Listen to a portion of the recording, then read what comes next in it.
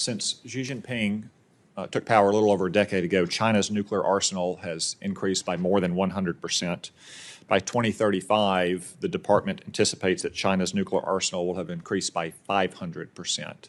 How would you characterize the threat posed to the United States by China's rapidly growing nuclear arsenal?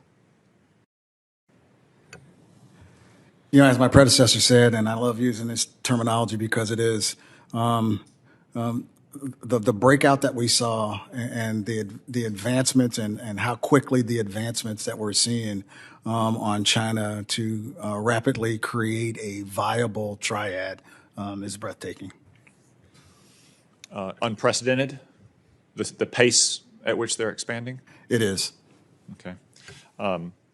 And your statement says that they have a triad today, is that correct?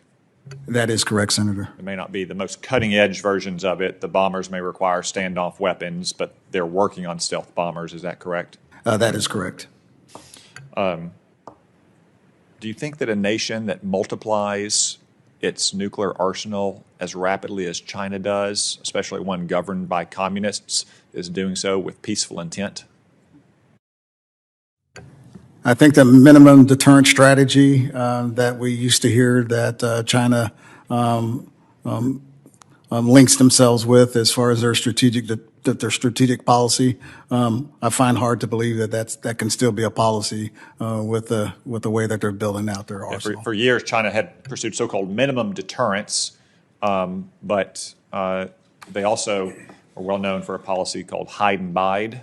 Hide your strength and bide your time. Do you think it's fair to say that China is shedding the hide and bide strategy now? Senator, they're showing us their capability and showing us how fast they can grow. They also have had a long declared, at least formal, policy of no first use. Does it make sense to expand your nuclear program by 500% and retain a no first use policy? I'll go back to using that as the opening for a minimum deterrent strategy. That probably is in alignment, but what we're seeing, probably not so much. It's a pretty big investment of national resources to expand your nuclear weapons by so much if you're planning to keep a no first use policy, wouldn't you say? Even though we haven't heard them say that, you're absolutely correct.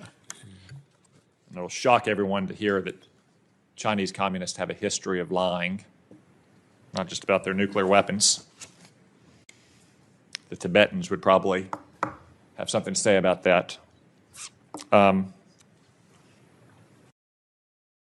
Let's look at what we're doing to counteract this threat. Well, first, actually, let's stay on the threat.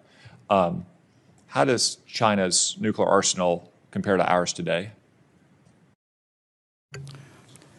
Today, we're still superior in there, but like I said, I think the reality is we're going to have to continue to modernize our current systems. We are superior to them today. Today, yes. If China continues on the pace on which the department projects by 2035, will they have achieved parity with the United States? In the realm of their land-based systems, yes.